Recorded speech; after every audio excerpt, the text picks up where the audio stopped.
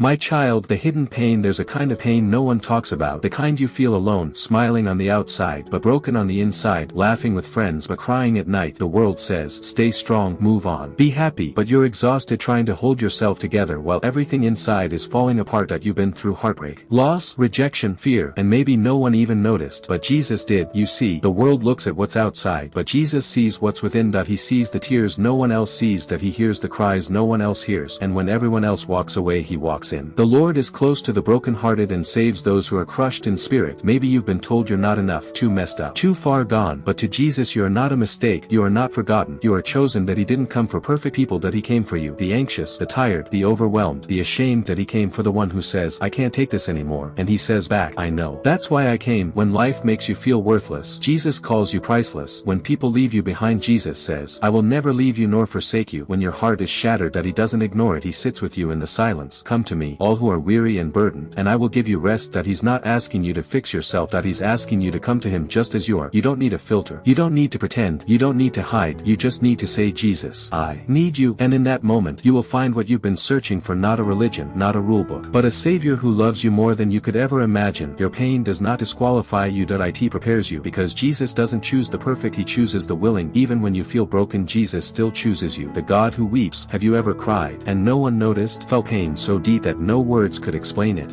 Maybe you've wondered, where is God when I hurt this much? Does he even care? Let me tell you something powerful. Jesus wept. That he wept at the grave of Lazarus. Even though he knew he would raise him from the dead, he still cried. Why? Because our pain matters to him. That he is not a distant God in the clouds, that he is Emmanuel, God with us, and he feels what you feel. Jesus knew betrayal when Judas kissed him and walked away. That he knew heartbreak when Peter denied him 3 times. That he knew loneliness when everyone left him in his darkest hour. And on the cross, he cried out, my God, why have you forsaken me? He understands abandonment, he understands silence, that he understands tears. That I in the Garden of Gethsemane, Jesus was overwhelmed with sorrow even to the point of death. That he said, Father, if it be possible, take this cup from me. That he didn't pretend to be strong, that he was honest with his pain. That means you can be too. That there's no shame in weeping, that there's no weakness in brokenness, because the strongest man who ever lived cried. That he cried for his friends, that he cried for the lost, that he cried for you. And maybe he's crying with you now. That he was despised and rejected by mankind, a man of suffering and familiar with pain. That if you're grieving,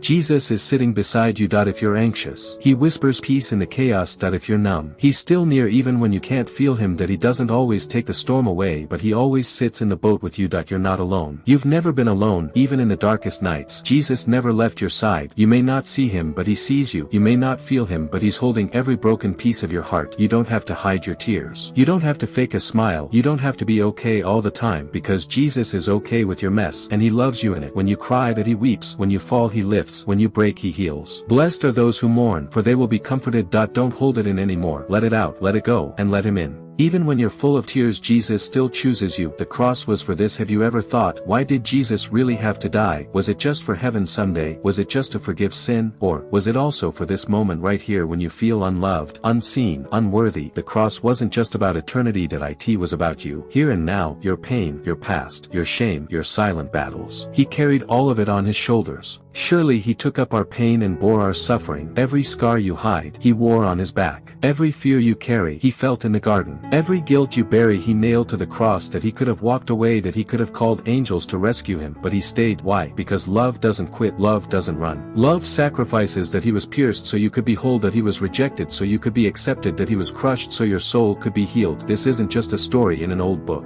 This is your story, that he wrote you into it with his own blood. But God shows his love for us in that while we were still sinners, Christ died for us. That he saw your worst and still gave his best. He saw your darkness and brought his light. And even if you were the only one, he would have still gone to the cross. That's how much you matter to him. You don't have to earn this love. You don't have to deserve it. You just have to receive it. Jesus didn't come to condemn you. He came to rescue you. For God did not send his Son into the world to condemn the world, but to save the world through him. You are not the sum of your failures. You are not the label they gave you. You are not too far gone. You are loved. You are seen. You are forgiven. Because the cross wasn't just for sin, it was for you. Even when you feel unworthy, Jesus still chooses you. Healing is a process, not perfection. What if healing doesn't look like a miracle? What if it's slow, messy, and imperfect? What if healing feels like taking 2 steps forward and 1 step back? Let's be honest, you've prayed, you've cried, you've asked God to take the pain away, but it's still there. Does that mean God's not working? No, it means he's working deeper than you can see. You see, healing isn't always instant. Sometimes, it's a journey, and Jesus is not in a hurry with your heart. He who began a good work in you will carry carry it on to completion. Jesus isn't looking for perfection, that he's looking for progress, that he's not disappointed when you struggle, that he walks beside you in the struggle. Think about Peter, that he walked on water and then he sank. Jesus didn't say, "I told you so," that he grabbed him by the hand, that he lifted him, that's your Jesus, that he's not just at the finish line cheering you on, that he's on the path with you. Even though I walk through the valley, you are with me. Psalm healing may take time, but every step counts, every prayer whispered counts, every tear cried counts. Nothing is wasted with Jesus, not the relapse, not the bad day, not the weakness, that he's turning it all into something beautiful.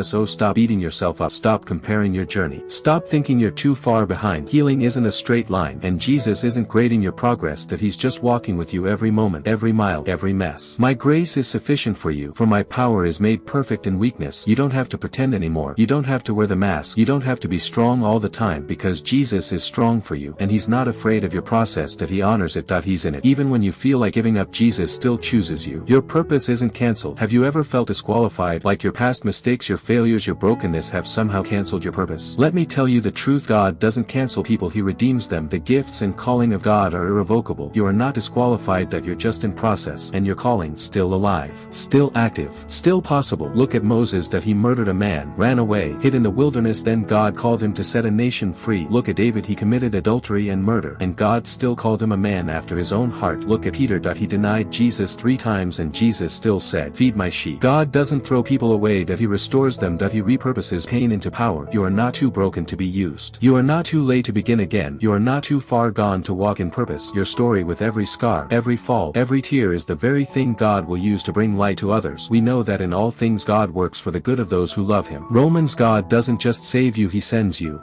Not because you're perfect, but because he is powerful through you. Your pain can become someone else's breakthrough. Your failure can become someone else's hope. Your scars can become someone else's sign that healing is possible. Don't hide your story. Don't bury your testimony. Don't believe the lie that you're too late. God is not done with you, not even close. Your purpose isn't waiting for perfection. It's waiting for surrender. God can do more with your yes in weakness than your no in strength. So show up, even if you feel unworthy, even if you feel unqualified, because guess what? Even when the world forgets you, Jesus still chooses you. The comeback starts now. This is the moment, not yesterday, not someday, now. This is not the end of your story. It's the start of your comeback, because you serve a Savior who rose from the grave, and if he got up, you can too. The same power that raised Jesus from the dead lives in you. You were never meant to stay in the pit. You were never meant to die in your guilt. You were made for resurrection, and the King of Kings is calling your name, that he says, "Get up, child. Your chains are gone. Your shame is erased. Your story is not over." He doesn't ask you to clean yourself up. He just asks you to say yes. Yes to grace, yes to hope, yes to begin again. This is not just motivation, this is a movement. You didn't stumble on this message, you have chosen to hear it. T.O. rise from the ashes, T.O. walk out of the grave, that you are beyond repair, that you can rebuild. Strong, wise, bold, brave, behold, I am making all things new, that you've cried enough, that you healed enough, that you've sat down long enough, that it's time to rise. T.O. fight. T.O. forgive. T.O. believe again, not because you're enough, but because Jesus is. This is your comeback. This is your moment. This is your new beginning. You are not too lost. You are not too late. You are not too broken, because even now, Jesus still chooses you, that he still loves you, still believes in you, still calls you by name. So walk with your head high, speak with boldness, live with purpose, because your comeback is just getting started, and with Jesus the best is yet to come. Type amen, share and subscribe if you believe.